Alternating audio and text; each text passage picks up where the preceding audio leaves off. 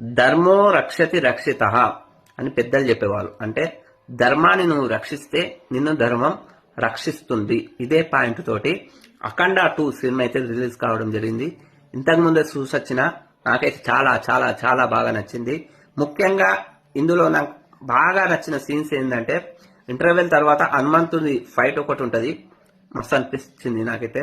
అదే విధంగా అమ్మ కోసం పరమేశ్వరుడు కైలాసం నుంచి దిగి వచ్చే సీన్ ఒకటి ఉంటది, మస్తు అనిపించింది. అదే విధంగా లాస్ట్ కి బాలకృష్ణ మరియు శివుడు తాండవం చేసే సీన్ ఒకటి ఉంటది. అదే విధంగా ఇంటర్వెల్ ఫైట్ బాగుంటది. ఇంకోటి బాగా నచ్చిన విషయం ఏంటంటే బోయపాటి గారి రైటింగ్ అద్భుతంగా రాశారు. అంటే కొంచెం లెంతీ అనిపించినా తాను రాసుకున్న దాన్ని పర్ఫెక్ట్ ఇంటర్వెల్ లో చెప్పిండని చెప్పచ్చు. అంటే ఒక మహాకుంభమేళ జరిగింది కదా, దాన్ని ఒక కథా వస్తువులో తీసుకొని దేవుడు ఉన్నాడా లేడా అనే చర్చని తీసుకొని వచ్చి ఆ చర్చ ద్వారా సనాతన ధర్మం యొక్క గొప్పతనం ఏమిటో అన్న బాలకృష్ణ గారితో చెప్పించు చూడు, అద్భుతంగా అనిపించింది. ఒక సీన్ లా సనాతన ధర్మం అంటే ఏంది, మనం ఏం చేస్తున్నాం, ఎందుకు దేవుడు మనకు ఆపద వచ్చినా ఆ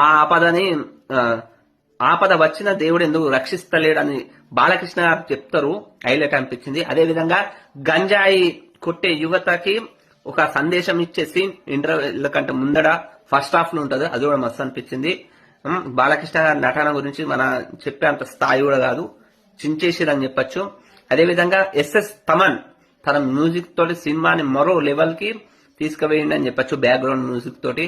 అంటే ఆ సీన్ కి ఇప్పుడు హనుమంతుడు వచ్చే సీన్ కావచ్చు, పరమేశ్వరుడు వచ్చే సీన్ కావచ్చు, హైలైట్ నిలిపింది ఏంటంటే తమన్ బ్యాక్గ్రౌండ్ మ్యూజిక్ అని చెప్పొచ్చు. అదే విధంగా నాకు నెగిటివ్ అనిపించిన విషయం ఏంటంటే ఉన్నది ఒకటే పాట సినిమాలో, జాజికాయ జాజికాయ అన్నది. ఆ పాట కూడా లేకుంటే బాగుండేది, ఎందుకంటే అక్కడ అనవసరమైన ఒక సీన్ రాసుకురేమో అదైతే అనిపించింది. మళ్ళీ ఆలోచన చేస్తే అది ఇంటర్వెల్ వాళ్ళ అమ్మ క్యారెక్టర్ ని తీసుకురావాలంటే ఆ సీన్ అవసరమే అని చెప్పడానికి అనిపించింది. కొంచెం లెంతీ, 3 గంటలు లెంతీ ఉన్న సినిమా అయితే అద్భుతంగా ఉంది. సనాతన ధర్మం గురించి మస్తు చెప్పిరు సినిమాలో. అంటే కొన్ని ఫైట్స్ అంటారు, ఫైట్స్ అట్లుంటా ఇట్లుంటా అంటారు, కానీ దేవుడు పరమేశ్వరుడే ధర్మాన్ని రక్షించడానికి ఒక అతన్ని పంపితే ఆ పరమేశ్వరుడు యొక్క శక్తులు అతని దగ్గర ఖచ్చితంగా ఉంటాయి. అది ఉండడం ద్వారానే ఆ విధంగా ఫైటింగ్ చేసిండు అన్నది నా ఉద్దేశం.